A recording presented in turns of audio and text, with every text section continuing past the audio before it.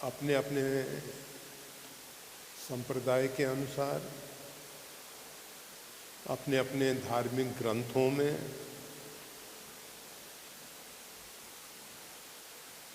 सबने अपने अपने ढंग से बताने की कोशिश की है। कुछ लोगों की ऐसी धारणा है, परमात्मा ने जो सृष्टि का विस्तार किया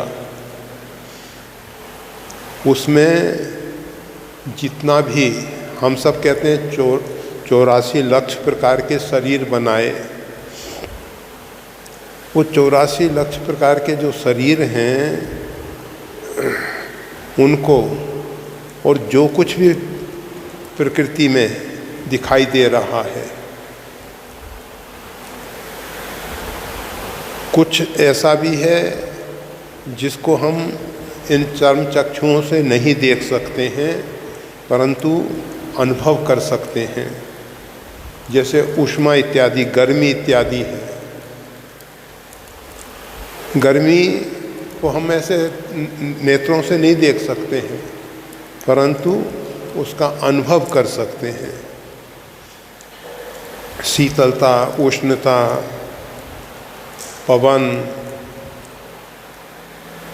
पवन के वेग से चलने पर उसका अनुभव होता है। अगर पवन शांत हो तो उसका अनुभव हमको नहीं हो पाता है। इसका अर्थ ये नहीं है कि पवन है ही नहीं।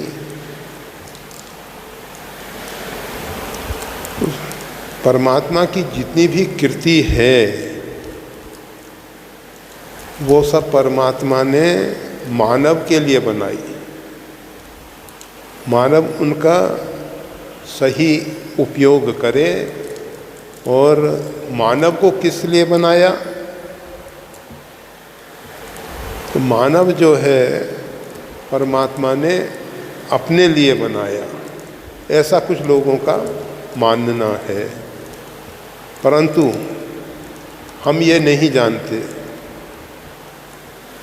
कि मानव किस लिए बनाया, पर इतना हम सबको विश्वास है, ये सार्वभौम जो अस्तित्व है ये परमात्मा का आदि भौतिक स्वरूप है। और परमात्मा जो है चेतना के रूप में उस पूरे आदि भौतिक स्वरूप में व्याप्त है। जैसे ये हमारा शरीर है, ये शरीर में आत्मा जो है व्याप्त है। वो आत्मा जो है शरीर में विशिष्ट स्थान, जैसे आज्ञा चक्र के ऊपर सहस्त्रार के नीचे जो स्थान है वहाँ अंगुष्ठ प्रमाण का परमात्मा का निवास कहा जाता है। जीवात्मा चेतना के रूप में वहाँ विशिष्ट रूप में है और पूरे शरीर में चेतना व्याप्त है। उस चेतना का हम सब शरीर के प्रत्येक अंग में अनुभव कर सकते हैं, प्रत्येक अंग में अनुभव कर सकते हैं। ये शरीर को हम देखते हैं, शरीर के जितने भी अंग हैं वो शरीर की सेवा में समर्पित हैं। अगर वो शरीर की सेवा नहीं करेंगे तो रुग्णता आ जाएगी। इसी प्रकार से ये जीव जो है उस परमात्मा का अंश है और अगर ये परमात्मा की सेवा में अपने आप को समर्पित नहीं करेगा तो हमारे जीवन में रुग्णता आ जाती है। आज हम सब में जो रुग्णता है अर्थात अशांति है, उद्विग्नता है, इसका मूल कारण क्या है? भौतिक साधनों का अभाव नहीं है, व्यक्ति का अभाव नहीं है, प्रतिकूल परिस्थितियों का कारण नहीं है। प्रतिकूल परिस्थिति में भी हम अगर शांत हैं, हमारा चित्त शांत है, हमने अपने जीवन में शांति का जो सही उपाय है उसको कर लिया तो फिर हमारे जीवन में अशांति नहीं आएगी। आप सब देखते हैं भगवान श्री कृष्ण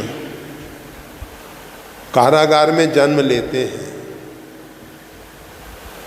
वहाँ से किसी प्रकार से नंद बाबा के यहाँ पहुँचाया जाता है। वहाँ नंद बाबा के यहाँ पालने में सक्टासुर आ जाता है। पूतना आके उनको विष पान कराने की कोशिश करती है। अघासुर, बकासुर और पता नहीं कितने दैत्य उनके कदम कदम पे परेशानियां बनते हैं। आगे चल के अपने मामा कंस को उनको मारना पड़ता है। उसके कारण जरासंध से शत्रुता होती है, क्योंकि जरासंध की जो बेटियां हैं वो कंस की पत्नियां थी। जरासंध 17 बार मथुरा पे आक्रमण करता है। भगवान उनका सामना करते हैं। उसके बाद भगवान श्री कृष्ण वहाँ से रण छोड़ के जब वो काल यवन को लेके जरासंध आया तो भगवान श्री कृष्ण वहाँ से रण छोड़ करके आए और द्वारका बसाई। समुद्र के मध्य में द्वारका बसाई भगवान ने। कुछ दिन वहाँ शांति से बीते, फिर उनकी बुआ माता कुंती, उसके साथ समस्याएं आई, उनके परिवार के साथ समस्याएं आई, पांडवों के साथ अन्याय हुआ, महाभारत इत्यादि हुआ। द्वारका में 56 करोड़ यदुवंशी जो हैं आपस में लड़कर मदिरापान कर करके नष्ट हो गए। शुरू से लेके अंतिम तक भगवान श्री कृष्ण का जीवन संघर्षमय रहा है, और संघर्ष के बीच में भी भगवान श्री कृष्ण अपनी मुदिता में, अपनी प्रसन्नता में, अपने आनंद में स्थित रहे हैं। उनका परिवार आपस में लड़के मर रहा था। भगवान श्री कृष्ण पीपल के वृक्ष के नीचे आराम से पैर पे पैर रख के बैठे हुए आनंद ले रहे थे। भगवान श्री राम, रामायण को किसी ने तो कहा है, आदौ राम तपो बनादि गमनम हत्वा मृगा कांचनम। भगवान श्री राम का जो रामायण है वन गमन से ही शुरू हो रही है। भगवान वन में गए, कपट मृग का वध हुआ, और कपट मृग के वध के बाद सीता हरण होता है, सीता जी की खोज होती है, और सीता जी की खोज के बाद रावण, कुंभकर्ण इत्यादि का वध होता है। भगवान श्री राम अयोध्या आते हैं, और उनके जीवन में भी अनेक अनेक प्रकार की समस्याएं पैदा हुई। सीता जी का हरण हो जाने के बाद भी भगवान श्री राम, नारद जी ने सोचा, मोर श्राप कर अंगीकारा, सहत राम नाना दुख भारा। मेरे श्राप को स्वीकार करके भगवान जो हैं नाना प्रकार से दुखी हो रहे हैं। चलो, ऐसे समय में भगवान को संवेदना व्यक्त करने के लिए जाना चाहिए। नारद जी योजना बना के आए कि भगवान से सिंपैथी के रूप में इस प्रकार से वार्ता की जाएगी, ऐसा ऐसा। जब नारद जी वहाँ पहुँचे तो उन्होंने देखा बैठे परम प्रसन्न कृपाला, भगवान श्री राम जो हैं परम प्रसन्न बैठे हुए हैं। भगवान लीला करने के लिए, हे खग मृग है मधुकर श्रेणी, तुम देखी सीता मृग नैनी, इस प्रकार से विलाप करते हुए भी नजर आते हैं। परंतु अंदर से भगवान विक्षिप्त नहीं हुए, उद्विग्न नहीं हुए। अंदर से राम, भगवान श्री राम किसी प्रकार से दुखी नहीं हुए।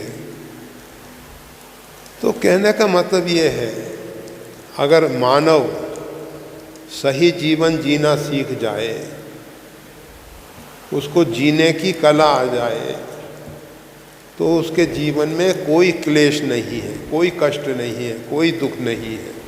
ये जो बाहर की परिस्थितियां हैं वो हमको परेशान नहीं कर सकती हैं अगर हम अपने स्वरूप को पहचान जाएं तो। परंतु हम अपने आप को नहीं जानते हैं, अपने स्वरूप को नहीं जानते हैं।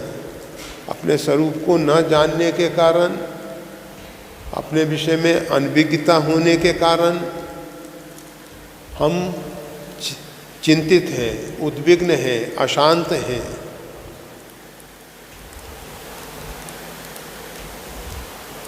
अगर जो हमारी धारणाएं बन गई हैं, आज लोगों के पास इतने साधन हो गए हैं, साधनों की बाहुल्यता में भी अशांति है, चित्त अशांत है। एक गरीब व्यक्ति जिसके पास साधनों का अभाव है, सुबह से शाम तक परिश्रम करता है और वो शांति से जी लेता है। और एक व्यक्ति जिसके पास साधनों की बाहुल्यता है, वो भी अपने आप में अशांत है। धन से कोई व्यक्ति सुखी नहीं हुआ है। धन के उपार्जन में कष्ट होता है, धन के संरक्षण में कष्ट होता है, धन के नष्ट होने पे कष्ट होता है। तीनों स्थितियों में जो कष्ट देने वाला है, उससे हम कल्पना करें कि हम सुखी हो जाएंगे, तो वो हमारी एक भ्रांत धारणा है। ये जो भ्रांत धारणा है, इसी का नाम मोह है। मोह सकल व्याधिन कर मूला, तिनते पुनि उपजई बहुसूला। आधि और व्याधि, आधि अर्थात आधि भौतिक रोग, व्याधि अर्थात मानसिक रोग। ये मोह के कारण हम सब परेशान हैं, हम सब दुखी हैं। मानसिक रोग के कारण हम दुखी हैं। परमात्मा ने किसी को दुखी नहीं बनाया है। हम अपने कर्मों से, अपनी नासमझी से, अपनी भ्रांत धारणाओं के कारण परेशान हो रहे हैं। इन्होंने लिखा है, मनुष्य जीवन की सार्थकता यदि भक्त या संत हो तो। यदि, ऐसा इनका निश्चय नहीं है कि मनुष्य जीवन की सार्थकता भक्त या संत ही है, परंतु हम ऐसा कह सकते हैं, जब तक हमारे जीवन में संतत्व नहीं आता, जब तक हम भक्त नहीं बनते तब तक हमारे जीवन में अशांति है। आप कहेंगे कि संत बनने के लिए फिर ये संसार के कार्य कौन देखेगा? गीता में भगवान श्री कृष्ण कहते हैं, अनाश्रित कर्म फलम कार्यम कर्म करोति यः स सन्यासी सच योगी नाचा निराग्निया नाचा क्रिया। क्रियाओं को त्याग करने वाला, अग्नि का त्याग करने वाला कोई साधु सन्यासी नहीं होता है। अनाश्रित कर्म फलम, परमात्मा के अतिरिक्त अन्य किसी का आश्रय न ग्रहण करके, कार्यम कर्म करोति यः, परमात्मा के आश्रित होके, परमात्मा की शरणागति स्वीकार करके जो जीव करने योग्य कर्म जो है, करने योग्य कर्म कौन से हैं हम नहीं जानते हैं कि कौन सा कर्म हमारे लिए योग्य है अथवा अयोग्य है। जिसको हम समझ रहे हैं कि ये योग्य है वो कभी कभी घातक हो सकता है। जैसे एक व्यक्ति अपने आप में भूख से परेशान हो रहा है, तड़प रहा है, और हमको लगता है कि इसको भोजन कराना, इसको पानी पिलाना धर्म है। हम भी कहते हैं कि भूखे व्यक्ति को भोजन कराना ही चाहिए, प्यासे व्यक्ति को जल मिलना ही चाहिए। अगर भगवान ने हमको क्षमता योग्यता दी है तो हमको जरूर उसकी सेवा करनी चाहिए। परंतु हमें नहीं मालूम है कि भोजन करने के बाद वो व्यक्ति क्या करेगा। देखा जाता है कभी कभी वो व्यक्ति दुष्ट प्रकृति का है, आतंकवादी है। अपने कर्मों के अनुसार वो दुख से तड़फ रहा है, भूख और प्यास से परेशान हो रहा है, और जब उसको भोजन मिल जाता है तो वो आतंकवादी गांव में जाके आग लगा देता है, क्योंकि वो तो दुष्ट प्रकृति का है, दूसरों को सता के ही उसको शांति मिलती है। तो ऐसे व्यक्ति को भोजन कराना भी अनुचित है। आतंकवादियों को पालना पोषण करना अच्छी बात नहीं है। हम नहीं जानते कौन आतंकवादी है कौन सही है। ऐसी परिस्थिति में हम परमात्मा के तेज का ध्यान करें, जो हमारे अंदर हृदय में छिपा हुआ परमात्मा है, उसके तेज का ध्यान करें और उसके साथ परमात्मा से प्रार्थना करें, हे परमात्मा आप कृपा करके हमारी बुद्धि को सत्कर्मों की ओर प्रेरित करें। और भगवान जब हमको जिस कार्य के लिए प्रेरित करेंगे वो कार्य हमारे लिए कल्याणकारी होगा, हमको शांति देने वाला होगा।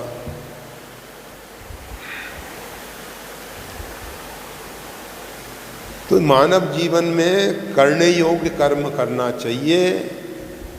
संसार का त्याग नहीं है, व्यक्तियों का त्याग नहीं है, परिवार का त्याग नहीं है। विभीषण को भगवान श्री राम कहते हैं, तुम सारी के संत प्रिय मोरे, धरऊं देह नहीं आन नहीं हो रे। विभीषण संत हैं। हनुमान जी महाराज कहते हैं, ऐते हट करिहूँ पहचानी, साधु ते होए ना कारज हानि। विभीषण को साधु हनुमान जी महाराज कह रहे हैं। तो साधु संत का अर्थ, भक्त का संत का अर्थ ये नहीं है कि गृह त्याग करने पर ही संत होते हैं।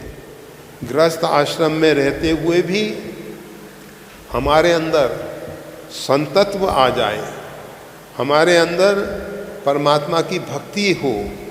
भक्त कहते हैं जो परमात्मा के साथ जुड़ा हुआ है, जो उस परम चेतना के साथ अपने स्वचेतना को, जो हमारे अंदर की चेतना है, उसको जोड़ रखा है, जो समष्टि चेतना है, उस चेतना के साथ अपने आप को जोड़ रखा है, वही भक्त है। केवल तिलक लगा लेने से, माला धारण कर लेने से या गीता रामायण का थोड़ा स्वाध्याय कर लिया, उससे भक्ति नहीं हो जाती है। भक्ति सा तस्मिन् परम प्रेम रूपा, भक्ति जो है परम प्रेम रूप में है। और परम प्रेम किसके साथ? परमात्मा के साथ है।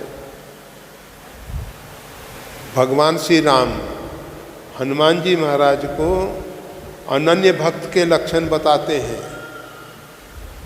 अनन्य भक्त के लक्षण में भगवान कहते हैं, सो अनन्य जाके अस मत न टरई हनुमंत, मैं सेवक सचराचर रूप स्वामी भगवंत। अर्थात जितना भी यह अस्तित्व है, ये हमारे आराध्य का आदि भौतिक स्वरूप है। हम अपने परमात्मा को सब जगह परिपूर्ण देखें और अपने आप को उनका दास बना दें। अपने सार्वभौम अस्तित्व में जहाँ परमात्मा के जिस स्वरूप को जैसी आवश्यकता है, उस प्रकार की सेवा में समर्पित कर दें। ऐसा व्यक्ति भक्त होता है।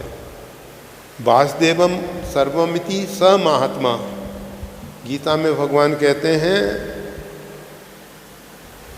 वासुदेवम सर्वमिति, ये सब परमात्मा का ही स्वरूप है।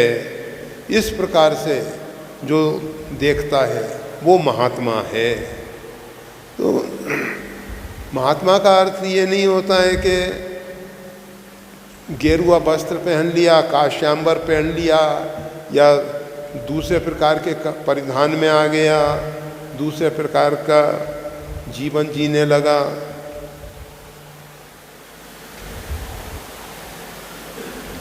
साधु संत जो हैं हमेशा सर्वजन हिताय कार्यों में लगे रहते हैं।